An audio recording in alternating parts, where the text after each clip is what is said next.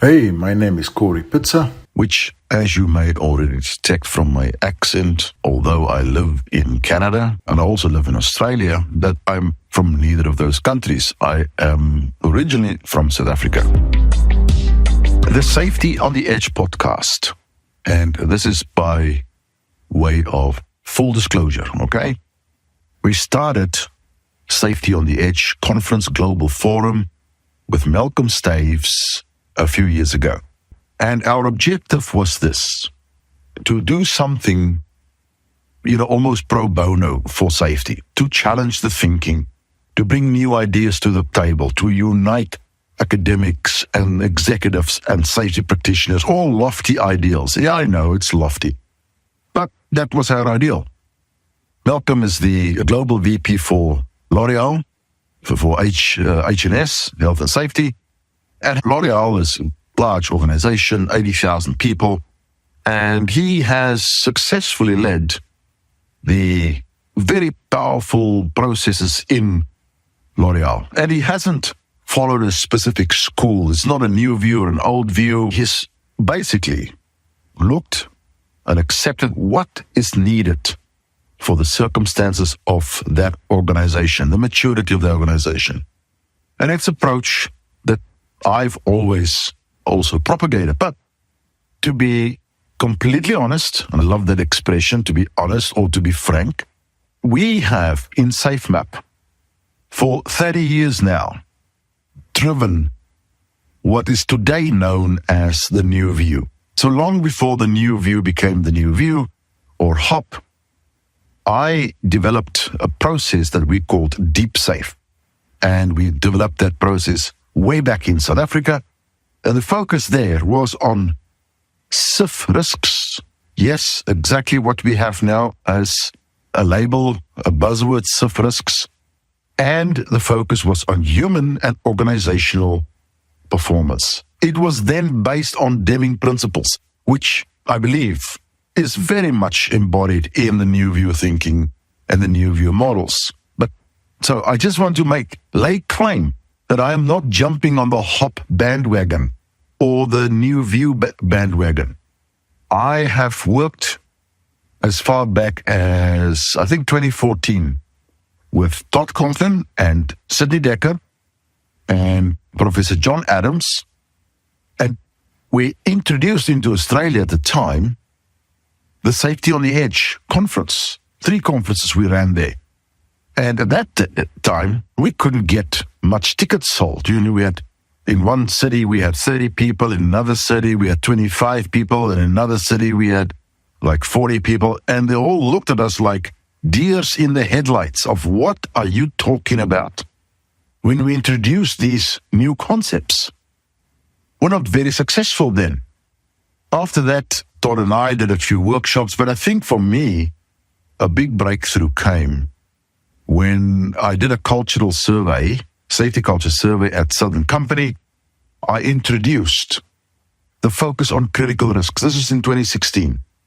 Critical risk management, which was really old hat in Australia, where I was from, or South Africa, where I was from, meaning it's always been a very critical focus for those industries, the mining industries. But it became a new thing in the United States, largely through the exposure work of Tom Krause. And he had workshops with mining companies. And then Tom published that, and that became a focus in the United States or North American environments. The focus on HOP started to come about. And that was largely through the work of Todd Conklin.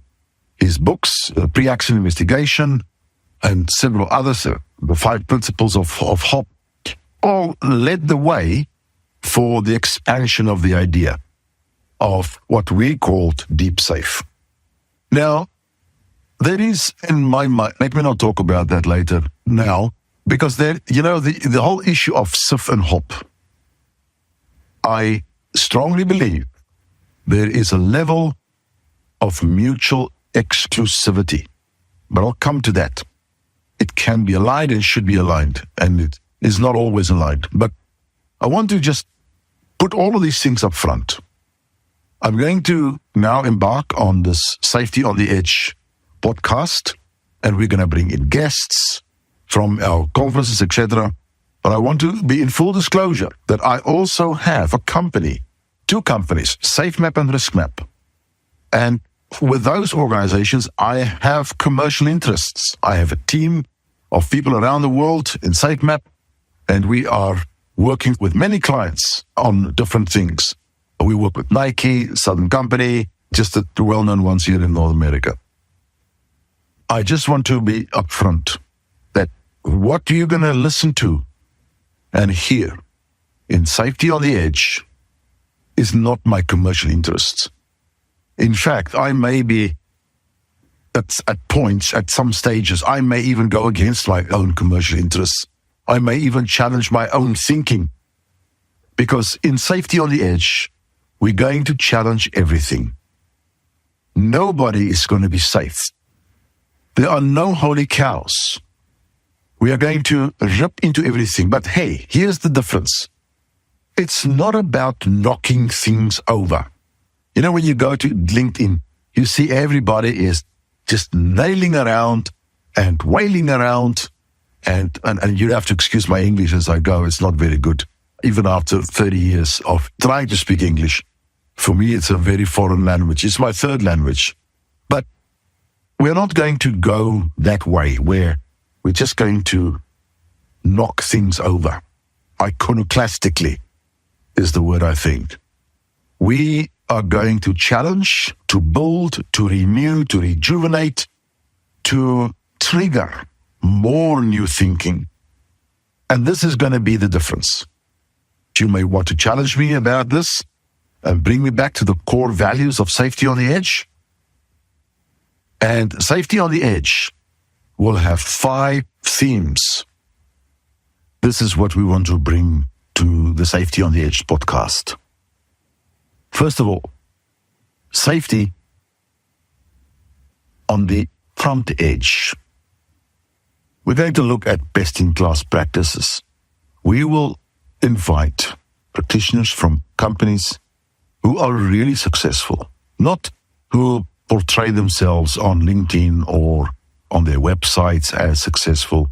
We're going to seek out those organizations that are quietly successful in what they do and quietly driving success and driving best-in-class practices. Many organizations with best-in-class practices, capacity in place, are having catastrophic events, and it's all show.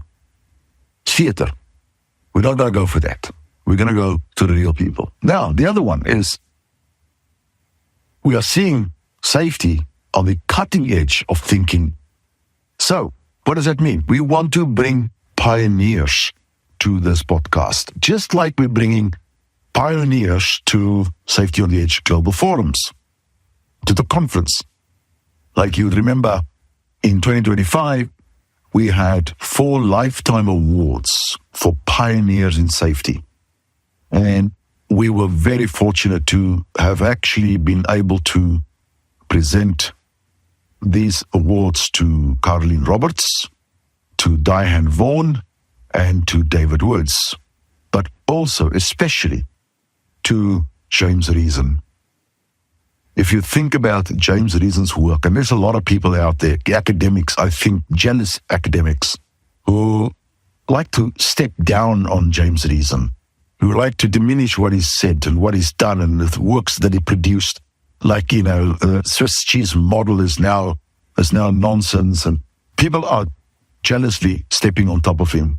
He led the way in so many ways of the resilience engineering movement, of new view of thinking. There's a paper that he published, I think it's in 2000, Paradoxes in Safety. I'll put it in the comments below this podcast. You read that paper, 2000. It preceded everything that Eric Holnagel or anyone else, Decker, anybody else after that said. Just have a look at that. That's what we want to do here. The next one is Safety on the Edge as in terms of the cusp of transformation. On the edge. leading transformation. Now, what does that mean? Well, obviously, people are going to jump to it's Industry 4.0 and 5.0. It's AI, it's digitization, it's all this technology that's coming. There is a whole new society evolving. There are new structures in society evolving, in companies. It is a dynamic interaction with our societies. And we're going to have a very different organization, structure, processes, etc. in 50 years' time. We're going to talk about that now. We're going to start talking about that, and we're going to look for futurists to come and join us on this podcast. The other aspect is of safety, the safety department, the safety function, the safety professional. We are on the edge in terms of balancing on the edge between all the other functional disciplines in an organization. You think about it. Engineering, human resources, operations. What is the one function that can actually drive right through the middle of that and bring that all together? Because safety is very much an engineering function. It is the engineering of processes, of systems, of practices, of equipment. There's a very strong engineering foundation in safety. If we get that wrong, doesn't matter how many fancy projects or how many fancy labels or acronyms we add on the back end of that, we stuffed up on the basics of engineering. The next that we bring in is human resources. The human resources is about people. Now, we can argue how effective they are as a function in about people, but what they truly look after in an organization is organizational development, is the culture of the organization, the people, the talent, safety, the safety function. We unite those. We are the balancing edge of those functions. But then, most important in my mind is this. We are on the sharp edge of the business, the safety function. If we lose control in the organization, if failure occurs, and we'll talk a lot about failure in this podcast, there could be catastrophic consequences. There could be fatal events, serious mailing events. And that's our job. In the end, after we've done all the fancy things in safety, all the business processes and culture analysis, we have one fundamental goal, and that is the protection of life. We cannot escape that. And I don't like the definition of presence of capacity, presence of control, because it is one step away from what safety is all about. It's the protection of life. It's the protection of the business. It's the protection of processes. We have an obligation to the people and the organization that we are employed in. And it is not our job to create such a focus and such a overbearing mechanisms in safety that we are damaging the organization's bottom line, or damaging the organization's integrity, or damaging the organization's processes and leadership. We bog down sometimes and not keeping our eye on that final goal. It's the protection of life. And when I say life, I mean life of people, life of the business. So these are the areas of exploration that Safety on the Edge podcast is going to make. And if you have ideas, and if you have recommendations, suggestions for us to talk to somebody that you know is sitting in somewhere in an organization, and they are very successful, they're smart, they're innovative, let us know, because we'd like to bring them on board here with us, and with them, we'd like to explore possibilities. But we're not going to be a platform for people to come here. If we bring a consultant on board here, or if we do bring a book writer on board here, Safety on the Edge podcast, we will refuse to even mention the products, that they are selling. So be aware of that. If you want to come on the podcast, you're not going to come and use it to market yourself. You will be invited if you are worth it. And that will be a marketing for you, because only the worthies, absolute people worthy of being here, will be invited on. And we'll be very careful about that. So our podcast is going to bring together notable speakers from our Safety on the Edge conference that we had in Berkeley, California in March. It was a very, very successful conference. We are so happy with the way it panned out.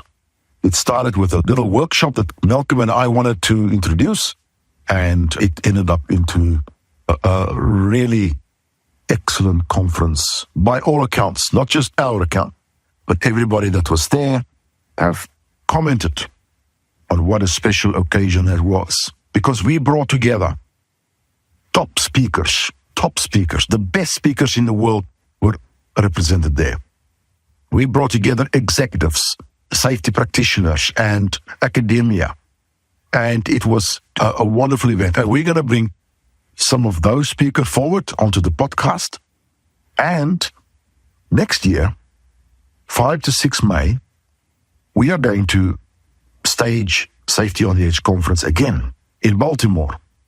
And we're going to co-stage ours with the NSC's spring conference. And it's going to be a very significant event. And we're going to have the same philosophy. We are not a showcase for consultants or speakers that's on the circuit all the time. We are going to be bringing together pioneers, thinkers, thought leaders, people who drive change in their organizations and who are focusing on the goal, the fundamental goal, the protection of life, not the promotion of themselves. So, watch out for publication of the next episode of the Safety on the Edge podcast. See you there. Cheers.